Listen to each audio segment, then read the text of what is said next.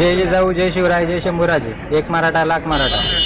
आता सुप्रीम कोर्टाने जो निकाल दिलेला आहे मराठा आरक्षणाच्या संदर्भात अंतरिम स्थगिती जी मिळालेली आहे त्या कारणास्तव मराठा समाजात अतिशय खळबळ निर्माण झालेली आहे। हा मराठा समाज हा विचार करू लागला आहे की भविष्यात मराठा समाजाचे काय दिवस येतील, अतिशय वाईट दिवस पाहण्याची वेळ येईल, त्या काळजीने तो त्रस्त झालेला आहे। तर मला एकच सांगायचं आहे की केंद्र सरकार आणि राज्य सरकार या दोघांची जबाबदारी आहे मराठा आरक्षण टिकवायची। ते कसं टिकवायचं ते दोघांनी मिळून ठरवायचं आहे, कुणीही जबाबदारी झटकून द्यायची नाही, ना केंद्र सरकारने ना राज्य सरकारने।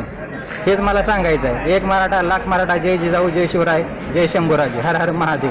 आज आम्ही छत्रपती उदयनराजे भोसले महाराज साहेबांच्या वतीने राजे प्रतिष्ठानच्या माध्यमातून आज आम्ही प्रांत पाटण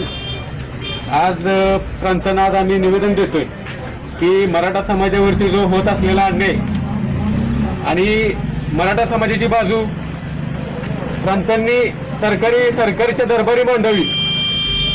आज जी स्थगिती आल्यामुळे जो मराठा समाजावरती अन्याय होत चाललेला आहे, ज्या मराठा समाजातील नोकरी संदर्भात असेल किंवा शैक्षणिक दृष्ट्या असेल, ह्या सगळ्या गोष्टी साहेब सरकारी दरबारी मांडतील आणि मराठा समाजाला न्याय मिळेल ह्या आशेने आज आम्ही प्रतिष्ठानच्या वतीने महाराज साहेबांच्या वतीने आज साहेबांना आम्ही निवेदन देतोय।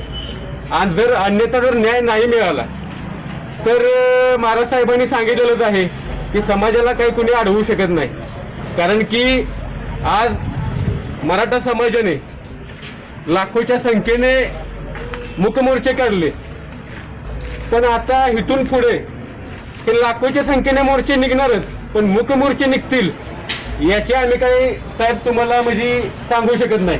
मूकमोर्चे निघतील का ठोक मोर्चे निघतील ते त्याच्यामुळं लवकरात लवकर प्रशासनानं सुद्धा आमची दखल घ्यावी आणि मराठा समाजाला लवकरात लवकर न्याय द्यावा हीच आम्ही प्रतिष्ठानच्या वतीनं महाराज साहेबांच्या वतीनं आणि मराठा समाजाच्या वतीनं आम्ही तुम्हाला विनंती करतो आणि एक आशा बाळगतो। मराठा क्रांती मोर्चा तसंच राजे प्रतिष्ठानतर्फे जी निवेदनं दिलेली आहे निवेदनामध्ये ज्या भावना व्यक्त केलेल्या आहेत निश्चितपणे त्या शासनापर्यंत तात्काळ पोहोचवण्याची धन्यवाद सर। दक्षता घ्या। श्रीमंत छत्रपती उदयन महाराजांचा विजय असो। एक नेता एक आवाज।